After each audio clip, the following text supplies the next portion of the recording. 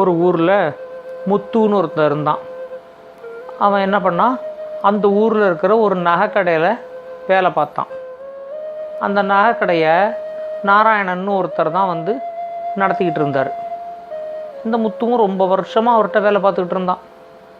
அப்புறம் திடீர்னு ஒரு நாளைக்கு என்ன பண்ணார், அந்த நாராயணன் வந்து இந்த முத்துவை கூப்பிட்டு, முத்து, நீ நம்ம கடையில் வந்து ரொம்ப வருஷமாக வேலை பார்த்துக்கிட்டு இருக்க, நான் வந்து இந்த கடையை மூடலான் இருக்கேன். நான் வந்து வெளிநாட்டில் போய் அங்கே என் பொண்ணு பசங்களோட நான் இருக்க போகிறேன். அதனால் இந்த கடையை வந்து நான் மூடிட போகிறேன் அப்படின்னு சொன்னார். முத்துக்கு ஐயோ, இனிமேல் நம்ம வேலைக்கு என்ன பண்ணுறது அப்படின்னு தெரியலையே அப்படின்னு யோசித்தான். அவர் அந்த நாராயணன் சொன்னார், நீ ரொம்ப வருஷமாக என்கிட்ட வந்து ரொம்ப நல்லா வேலை பார்த்த, அதனால் நான் உனக்கு வந்து தங்க காசெல்லாம் போட்டு ஒரு 1000 தங்க காசு கொடுத்துருங்க. இந்த 1000 தங்க காசை வச்சு நீ ஏதாவது வியாபாரம் பண்ணி பொழைச்சிக்கோ அப்படின்னு சொல்லி 1000 தங்க காசை வந்து இந்த முத்துகிட்ட கொடுத்துட்டு, அவர் வந்து நாளையிலேருந்து நீ வர வேண்டாம்ப்பா, நான் இன்னையோட கடையை மூடுறேன் அப்படின்ட்டார். முத்து என்ன பண்ணால், இந்த 1000 தங்க காசை எடுத்துக்கிட்டு வீட்டுக்கு வந்தான். வீட்டுக்கு வந்து அவனோட பொண்டாட்டிக்கிட்ட சொன்னான், அந்த மாதிரி எனக்கு வந்து வேலை போயிடுச்சு, எங்கள் முதலாளி வந்து கடையை மூடுறாரு, அவர் எங்கேயோ வெளிநாட்டுக்கு போகிறாராம், அதனால் அவர் கடையை மூட போகிறாரு, அதனால் எனக்கு வேலை போயிடுச்சு. அவர் வந்து இவ்வளோ வருஷம் நான் வந்து அந்த கடையில் நல்லபடியாக வேலை பார்த்ததுக்காக எனக்கு வந்து அவர் வந்து 1000 தங்க காசு கொடுத்துருக்காரு, அதை வச்சு ஏதாவது வியாபாரம் பண்ணி பொழைச்சிக்கோ அப்படின்னு சொல்லியிருக்காரு. ஆனால் எனக்கு என்ன வியாபாரம் தெரியும், எனக்கு ஒரு வியாபாரமும் தெரியாது, நான் என்ன பண்ணி இந்த 1000 பொற்காசு வச்சுக்கிட்டு நான் என்ன பண்ண போகிறேன், ஏதாவது பண்ணி இது வந்து நஷ்டமாயிடுச்சுன்னா என்ன பண்ணுறது அப்படின்னு ஒரே கவலையாக இருக்குது அப்படின்னு சொன்னான். அப்போ பார்த்தா அவனோட பொண்டாட்டி சொன்னாங்க, நீங்கள் ஒன்றே ஒன்று பண்ணுங்கள், நீங்கள் வந்து எங்கேயா வெளியூரில் போயிட்டு நல்ல புடவையெல்லாம் கிடைக்கிற இடத்துல நல்ல வெள்ளை கலரில் இருக்கிற புடவை வந்து நிறையா வாங்கிட்டு வாங்க. ஒரு 15-20 புடவையை முதல்ல வாங்கிட்டு வாங்க. நான் வந்து கலர் பெயிண்டெல்லாம் வச்சு அதில் அழகாக பூ மாதிரி கொடி மாதிரி அது மாதிரி நிறைய டிசைனாக நான் வரைஞ்சி அந்த புடவையெல்லாம் நான் வந்து நல்ல கலர் புடவையாக மாற்றிடுறேன். அது வந்து நீங்கள் எடுத்துகிட்டு போய் விற்றீங்கன்னா நல்லா நிறையா எல்லோரும் வாங்குவாங்க. இந்த பக்கத்தில் இருக்கிற ஊரில் கொண்டு போய் நீங்கள் விற்றுட்டு வந்தீங்கன்னா நல்ல விலைக்கு போகும். நம்ம வந்து அந்த வெள்ளை புடவையெல்லாம் வந்து ரொம்ப கம்மியான விலைக்கு வாங்கி அதை வந்து இதை மாதிரி சாயம்லாம் போட்டு நம்ம பூ வேலைப்பாடெல்லாம் பண்ணி அதை கொண்டு நல்லபடியாக நீங்கள் விற்றுட்டு வந்தீங்கன்னா அதுலேயே நமக்கு நிறையா காசு வரும் அப்படின்னு சொன்னாங்க. சரி, அதுவும் நல்ல ஐடியா இருக்கே அப்படின்ட்டு இவன் என்ன பண்ணால், ஒரு ஊருக்கு போய் நல்ல புடவையெல்லாம் நெய்கிற ஒரு ஊருக்கு போய், வெள்ளை கலர் புடவைக்கு வந்து ரொம்ப சீப்பாக தான் கிடைக்கும், அதுக்கு ரொம்ப செலவெல்லாம் பண்ண மாட்டாங்க. அது மாதிரி வெள்ளை கலர் புடவை வந்து ஒரு 25 புடவை வாங்கிட்டு அவன் திரும்ப ஊருக்கு வந்தான். அந்த 25 புடவையை வந்து நீ கேட்ட 25 புடவை, அதுக்கான சாயம், அப்புறம் உனக்கான ப்ரஷ்ஷு பெயிண்ட் எல்லாமே இருக்குது, நீ நல்லா வரைஞ்சி கொடு அப்படின்னு சொன்னான். அந்த முத்துவோட பொண்டாட்டி என்ன பண்ணாங்க, ஒரு 2 நாளுக்குள்ளே பார்த்தா அந்த 25 புடவையும் வந்து அழகழகான புடவையாக மாற்றிட்டாங்க. எல்லா புடவையும் பார்த்தா அவ்வளோ நல்லா இருக்குது. நல்ல சாயத்தை துவச்சி கான்ட்ராஸ்ட் கலரில் போட்டு நல்ல பூவெல்லாம் வரைஞ்சி பார்க்குறதுக்கு ஒவ்வொரு புடவையும் அவ்வளோ அழகாக இருந்துச்சு. அந்த புடவை எல்லாத்தையும் நல்லா காய வச்சு நல்லா மடித்து அது எல்லாத்தையும் இவன்கிட்ட கொடுத்தாங்க. நீங்கள் இதை எடுத்துக்கிட்டு இந்த பக்கத்து ஊரில் போய் நல்லா விற்றுட்டு வாங்க அப்படின்னு சொல்லி இவன் அந்த 25 புடவையும் எடுத்துக்கிட்டு தலையில் வச்சுக்கிட்டு இங்கேருந்து கிளம்பி அந்த அடுத்த ஊருக்கு போனான்.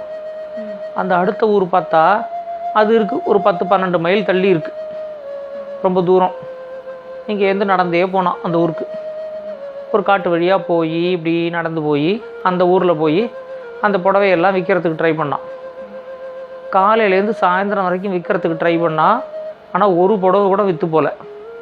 ஏன்னா எல்லோரும் என்ன நினச்சாங்க, இந்த புடவை வந்து இப்போ நல்லா இருக்குது பார்க்குறதுக்கு, ஆனால் நம்ம வந்து ஒரு தடவை நம்ம வந்து துவைக்கிறதுக்கு ட்ரை பண்ணோம் அப்படின்னா அப்போ வந்து இந்த புடவையெல்லாம் சாயம் போயிடுச்சுன்னா என்ன பண்ணுறது, அதனால் யாரும் வாங்கிறதுக்கு ரெடியாகவே இல்லை. எல்லோரும் ஒரு புடவை கூட விற்று போகல. சாயந்தரம் ஆயிடுச்சு. உடனே முத்து வந்து என்னடா அது ஒரு புடவை கூட விற்று போலையே, இப்படியே ஊருக்கு போக வேண்டியதான் அன்றைக்கி அப்படின்னு சொல்லிட்டு அந்த 25 புடவையும் எடுத்துக்கிட்டு அங்கேருந்து திரும்ப ஊருக்கு வந்துக்கிட்டு இருக்கான். வந்துட்டு இருக்கும்போது பார்த்தா ஒரு மாதிரி சாயந்தரம் ஆயிடுச்சு. ரொம்ப டயர்டாயிடுச்சு. நடந்து காலையிலேருந்து நடந்திருக்கான். அந்த ஊருக்கு போய் அந்த ஊரில் இருக்கிற எல்லா தெருவையும் சுற்றியிருக்கான். திரும்ப அங்கேருந்து நடந்து வேற வந்துக்கிட்டு இருக்கான். இன்னும் அவனோட ஊருக்கு போகிறதுக்கு 2-3 மைல் போகணும். அதனால் இப்படி வந்தான். வந்து பார்த்தா அங்கே ஒரு அம்மன் கோவில் ஒன்று இருந்துச்சு. சரி, இந்த கோவிலில் கொஞ்ச நேரம் உட்காந்துருந்துட்டு கிளம்பி போகலாம் அப்படின்னு சொல்லிட்டு அந்த கோவிலில் போய் ரெஸ்ட் எடுக்கிறதுக்காக எல்லா புடவையும் அங்கே வச்சுட்டு இவன் வந்து உக்காந்துக்கிட்டாங்க. உடனே ஒரு 5 நிமிஷம் கழித்து பார்த்தா அங்கேருந்து அந்த அம்மன் இருக்குல்ல, அந்த கோவிலில் இருக்கிற அம்மன், அந்த கோவிலில் இருக்கிற அம்மன் வந்து திடீர்னு இந்த முத்துக்கு முன்னாடி வந்து தரிசனம் கொடுத்துச்சு. வந்து முத்து பக்கத்தில் வந்து உட்காந்துக்கிட்டு ஏன்பா நீ புடவையெல்லாம் வைக்கிறியா அப்படின்னு கேட்டுச்சு. உடனே திடீர்னு அங்கே வந்து சாமியை பார்த்தோடனே முத்துக்கு வந்து கையும் ஓடலை காலும் ஓடலை. ஆமாம்மா நான் புடவையெல்லாம் தான் வைக்கிறேன் அப்படின்னு சொல்லிட்டு அந்த அம்மனை வந்து வணங்கினான். உடனே அம்மன் வந்து பார்த்தா, இங்கே பாரு என் புடவையெல்லாம் எவ்வளோ கிழிஞ்சிருக்கு பாரு, எனக்கு வந்து நல்ல புடவை நான் வந்து எடுத்துக்கிட்டா உன்ட்டேருந்து அப்படின்னுச்சு. எடுத்துக்கங்கம்மா நீங்கள் எடுத்துக்கங்க அப்படின்னா. உடனே அந்த அம்மன் வந்து என்ன பண்ணுச்சு, எல்லா புடவையும் பார்த்துட்டு, இந்த மாதிரி எல்லா புடவையுமே நல்லா இருக்குது, ஆனால் இந்த நீல புடவை, இந்த பச்சை கலர் புடவை, இந்த சிவப்பு கலர் புடவை, இது 3ஐயும் நான் எடுத்துக்கிறேன் அப்படின்னுச்சு. எடுத்துக்கங்கம்மா அப்படின்னா.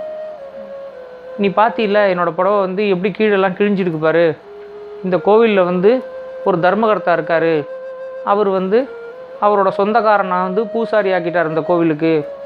பூசாரி ஆக்கிட்டு அதுக்கப்புறம் தர்மகர்த்தா வந்து இந்த கோவிலை பற்றி கண்டுக்கிறதே இல்லை. அந்த பூசாரி ரொம்ப கெட்டவனாக இருக்கான்.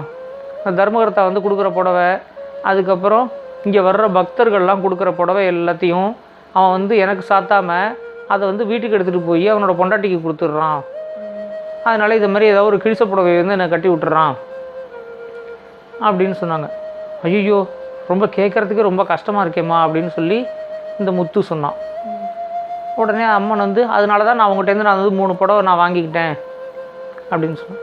நீங்கள் வாங்கிக்கோங்கம்மா, நீங்கள் இவ்வளோ புடவை இத்தனை புடவையும் வேணாலும் நீங்கள் எடுத்துக்கோங்க, எனக்கு வந்து நீங்கள் தரிசனம் கொடுத்ததே ரொம்ப பெரிய விஷயம் அப்படின்னு சொன்னான், நான் ரொம்ப சந்தோஷமாயிட்டேன் அப்படின்னு சொன்னான். உடனே இந்த அம்மன் வந்து உனக்கு ரொம்ப நல்ல மனசு முத்து, அதனால தான் வந்து இது மாதிரி நீ வந்து இப்படி பேசுகிற, நான் வந்து எனக்கு இந்த 3 புடவை போதும், மிச்ச புடவையெல்லாம் நீயே எடுத்துக்கோ, நீ வந்து இதை எனக்கு சும்மா தர வேண்டாம், நாளைக்கு காலையில் நீ இந்த ஊருக்கு வந்துட்டு இந்த கோவிலோட தர்மகர்த்தார் வீட்டுக்கு போய் இந்த 3 புடவைக்கு நீ வந்து விலையை வாங்கிட்டு போ அப்படின்னு சொன்னாங்க. உடனே முத்து வந்து இல்லைம்மா எனக்கு வந்து அதுக்கெல்லாம் விலையெல்லாம் வேண்டாம் அப்படின்னு சொன்னான். அதெல்லாம் இல்லை முத்து, நீ வந்து விலையை கேளு, அப்போ தான் வந்து அந்த தர்மகர்த்தாவுக்கு வந்து அந்த பூசாரியை பற்றி தெரியும் அப்படின்னு சொன்னாங்க.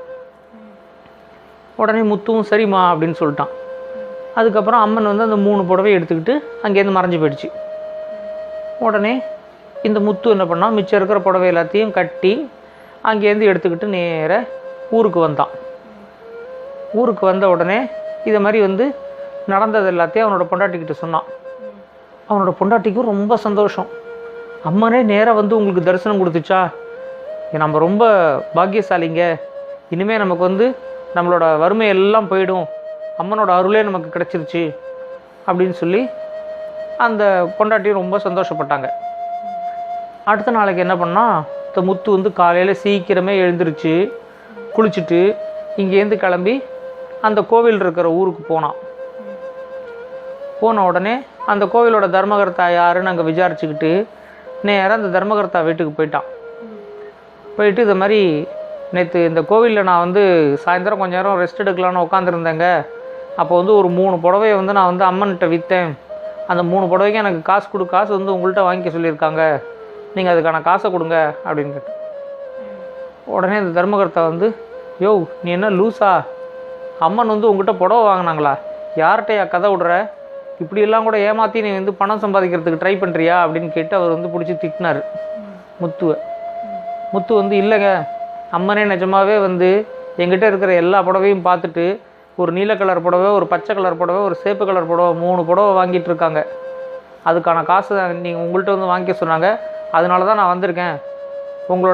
நீங்கள் வந்து ஒரு பூசாரியை நம்பி அந்த கோவிலை விட்டுருக்கீங்கள்ல, அந்த பூசாரி வந்து ரொம்ப கெட்டவருங்க, அவர் வந்து அம்மனுக்கு வந்து பக்தர்கள்லாம் கொடுக்குற புடவை எல்லாத்தையும் அவர் திருடி அவரோட பொண்டாட்டிக்கு கொண்டு கொடுத்துட்றாரு, திருடுறது ரொம்ப தப்பு இல்லைங்களா அப்படின்னா.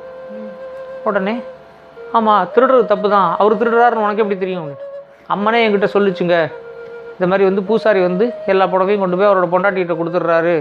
இந்த தர்மகர்த்தா கொடுக்குற புடவையெல்லாம் கூட அவர் எனக்கு சாத்துறதில்ல, அதையும் கொண்டு அவரோட பொண்டாட்டிக்கிட்டே கொடுத்துட்றாரு. பாருங்க, ஒரு கிழிச்ச புடவையை கட்டி வச்சுருக்கேன் அப்படின்னு சொல்லி அம்மன் வந்து ரொம்ப கிழிஞ்சு போன புடவை தாங்க கட்டிகிட்டு இருந்தாங்க அப்படின்னு சொன்னான். உடனே நீ சொல்கிறது நம்புற மாதிரியே இல்லையே, வா இப்பயே போய் பார்த்துருவோம் அப்படின்னு சொல்லிட்டு நேராக அங்கேருந்து தர்மகர்த்தாவும் முத்துவும் கிளம்பி அந்த கோவிலுக்கு வந்தாங்க. வந்து பார்த்தா கோவில் பூட்டி இருந்துச்சு. இன்னும் காலையில் 8 மணி ஆகுது, இன்னும் கோவில் திறக்கவே இல்லை. அப்போவே தர்மகர்த்தாவுக்கு நல்ல கோவம் வந்துருச்சு. காலையில் 8 மணி ஆகுது, இன்னும் கோவிலை கூட திறக்கலை இந்த பூசாரி, வா முதல்ல போய் இந்த பூசாரி வீட்டுக்கு போய் என்ன ஏதுன்னு கேட்போம் அப்படின்னு சொல்லிட்டு நேராக பூசாரி வீட்டுக்கு இந்த முத்துவையும் கூப்பிட்டு வந்தார். வந்துட்டு கதவை தட்டினா அப்போ தான் பூசாரி தூங்கி எந்திரிச்சு வர்றாரு. தர்மகர்த்தாவை பார்த்த உடனே பூசாரி வந்து, ஐயா நீங்களா, வாங்க வாங்க, இதோ இப்போ தான் நான் கோவிலுக்கு கிளம்பிக்கிட்டே இருக்கேன் அப்படின்னு. என்ன தூங்கி எந்திரிச்சு பல்ல கூட தைக்காமல் கோவிலுக்கு கிளம்பிட்டு இருக்கியா? மணி என்ன தெரியுமா ஆகுது? 8 ஆகுது அப்படின்னாரு. இதோ போய்ட்றாங்க, இதோ கிளம்பிட்டாங்க. நேற்றுலேருந்து உடம்பே சரியில்லை, அதனால தான் கொஞ்சம் இன்னைக்கு லேட்டாக எழுந்திரிச்சேன் அப்படி இப்படின்னு அந்த பூசாரி ஏதோ சொல்லி மழுப்பை பார்த்தான். பார்த்த உடனே வா இப்போ வந்து கோவிலில் தர, நானும் அதுக்கு தான் வந்திருக்கேன் அப்படின்னு. அப்புறம் அந்த பூசாரி குளிச்சுட்டு அங்கேருந்து கிளம்பி இவங்களோட நேராக கோவிலுக்கு வந்தார். வந்துட்டு இது மாதிரி நீ வந்து அம்மனுக்கு ஒரே கிழிச்ச புடவை தான் கட்டியிருக்கியா அப்படின்னாரு. அதெல்லாம் இல்லைங்களே அப்படின்னு. இவர்கிட்ட வந்து அம்மன் வந்து நேற்று 3 புடவை வாங்கிட்டு இருக்குதான், அதுக்கான விலையை வந்து எங்கிட்ட வந்து வாங்கிக்க சொல்லியிருக்கு, அம்மன் சொல்லிட்டு போயிருக்காங்க அப்படின்னு சொல்லி இவர் வந்து சொல்கிறாரு அப்படின்னு. உடனே ஐயோ இந்த ஆளை பார்த்தாலே திருட மாதிரி இருக்காங்க, இவன் ஏதோ சும்மா ஏதோ அடிச்சு விட்டு உங்கள்கிட்டருந்து காசு வாங்குறதுக்கு ட்ரை பண்ணுறான் அப்படின்னு சொல்லிட்டு அந்த பூசாரின்னு சொன்னாங்க.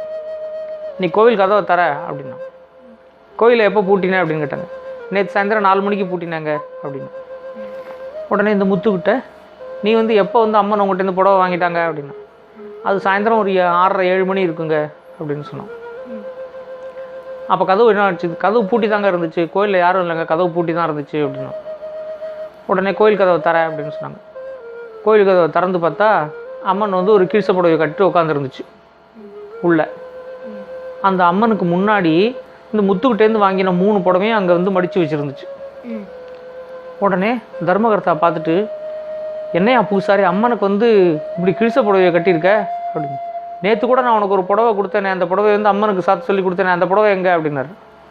அது வந்துங்கய்யா, அது போயிங்கய்யா அப்படின்னு சொல்லி ஏதோ உளர பார்த்தான். அவனை பிடிச்சிக்கிட்டு நேர அந்த வீட்டுக்கு வந்தாங்க, பூசாரி வீட்டுக்கு. இந்த தர்மகர்த்தா என்ன பண்ணார், அவரோட வேலைக்காரன் ஒருத்தனை விட்டு இந்த வீட்டை நீ வந்து சோதனை போடு அப்படின்னா. சோதனை போட்டால் அந்த வீட்டிலேருந்து ஒரு 200-300 புடவை, எல்லாம் புது புது புடவை, எல்லாரும் அம்மனுக்கு சாத்துறதுக்காக கொடுத்துருக்குற புடவை எல்லாத்தையும் இந்த பூசாரி எடுத்துகிட்டு வந்து வீட்டில் வச்சுருக்காரு. உடனே இப்படி திருடுறது தப்பு இல்லையா அப்படின்னு கேட்டாங்க. பூசாரி வந்து என்னை மன்னிச்சிருங்க, என் பொண்டாட்டி வந்து பெரிய பேராசக்காரி, எவ்வளோ புடவை கொடுத்தாலும் எனக்கு பத்தலை, இன்னும் கொஞ்சம் புடவை வேணும் அப்படின்னு சொல்லி கேட்டுக்கிட்டே இருப்பா. அம்மனுக்கு ஒரு புடவை கூட சாத்த விட மாட்டேங்கிறா, எல்லா புடவையும் வந்து எனக்கே கொடுத்துருன்னு சொல்லி எல்லா புடவையும் வாங்கிக்கிறா அப்படின்னு சொன்னார்.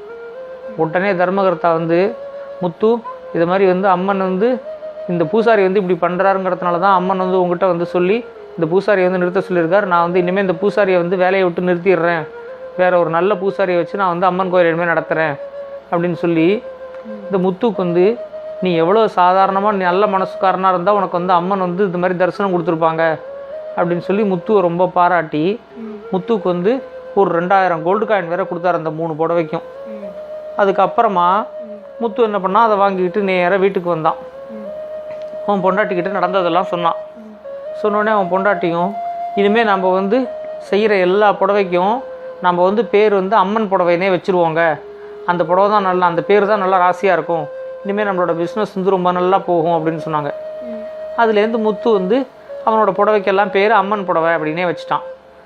அதுக்கப்புறம் பிஸ்னஸும் ரொம்ப நல்லா போய் முத்து நிறையா சம்பாதிச்சு நல்லா செட்டில் ஆகி நல்லபடியாக வாழ்ந்தான். நல்லா இருந்துச்சா கதை?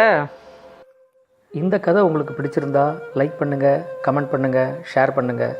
முக்கியமாக மறக்காமல் சேனலை சப்ஸ்கிரைப் பண்ணுங்கள். உங்களுக்காக, உங்கள் குழந்தைங்களுக்காக இன்னும் நிறைய நல்ல கதைகள் வந்துக்கிட்டே இருக்குது.